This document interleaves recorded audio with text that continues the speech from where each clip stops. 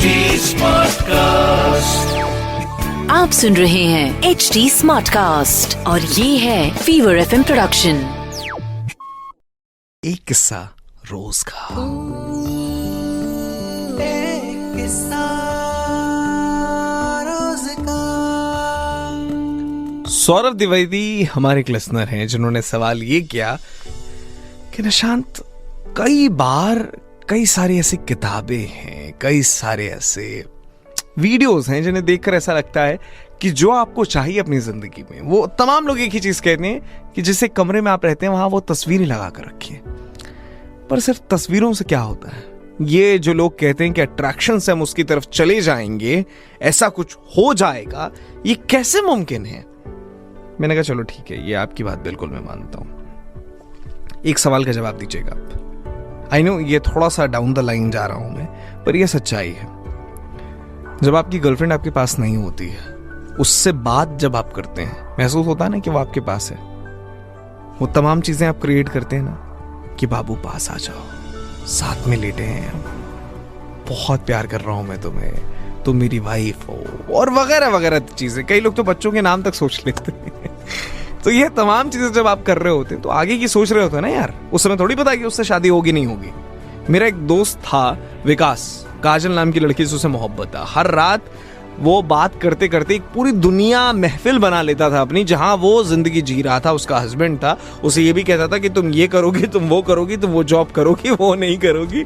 सुबह उठने के बाद पता चलता था कि अबे मैंने तो रात भर ऐसी ही बात करी, अभी तो ऐसा कुछ है ही नहीं। ये ख्वाब है ना, हकीकत तो नहीं है, पर देख रहे हैं आप। वो तमाम लोग जो कहते हैं ना कि ख्वाब मत देखो, सिर्फ काम करो, गलत कहते हैं वो लोग। मैं मानता ही नहीं है इस चीज को यार। जो इंसान ख्वाब ही नहीं देखेगा उसके पीछे भागेगा कहां से? ख्वाब देखिए, बहुत जरूरी है। ख्वाब कैसे देखने हैं ये सब हम पे डिपेंड करता है।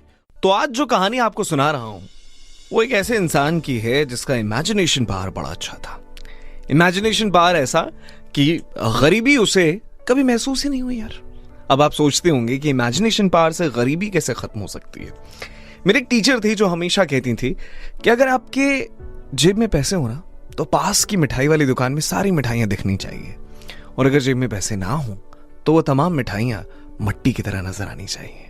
ये बंदा जरा अलग सोचता था। कैसे, ये बताता हूं। गरीबी ऐसी थी कि उसे लगा कि गांव में गुजर बसर करना बड़ा मुश्किल है, तो अगर कुछ करना है जीवन में, जाना पड़ेगा शहर। शहर के लिए उसने ट्रेन ले ली। रास्ते में उसे खाने के लिए बड़ी मुश्किल से रोटियां मिली थी, सब्जी तक के लिए घर पे पैसे नहीं थे। समझ रहे हैं आप गरीबी का आलम क्या है? सूखी रोटियां हैं टिफिन में।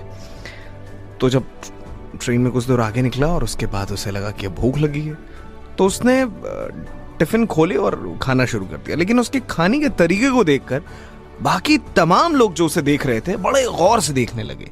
आखिर ये कर क्या रहा है? एक खाली डब्बे में रोटी डालता और फिर खाता। लगातार ये चीज कर रहा था। रोटी का टुकड़ा तोड़े, खाली डब्बे में डाले और फिर खाए, ऐसे जैसे डब्बे में कुछ हो। तो लोग समझ नहीं पाए आखिर ये क्या कर रहा है यार। एक आदमी वहां ऐसा था जिसने पूछ लिया कि भाई कर क्या रहा है ये तू? ये खाली डब्बे में डाल रहा है, ठीक है तू, दिमाग में बात सही है तेरा? उसने कहा साहब मुझे ऐसा लग रहा है ना कि इसमें अचार है। तो आदमी ने कहा लेकिन है कहा? कह रहा मैं इमेजिन कर रहा हूं। और एक बार को आदमी चौक कर रह जाता है कि पागल है क्या ये, इससे कौन अचार इमेजिन करता है यार? तो कोई एक सज्जन वहां बैठे थे जिन्होंने ये सवाल किया कि तुम्हें वो स्वाद आ रहा है अचार का? उसने कहा हाँ साहब बिल्कुल आ रहा, बड़ा मजा आ रहा है, तभी तो मैं खा रहा हूं।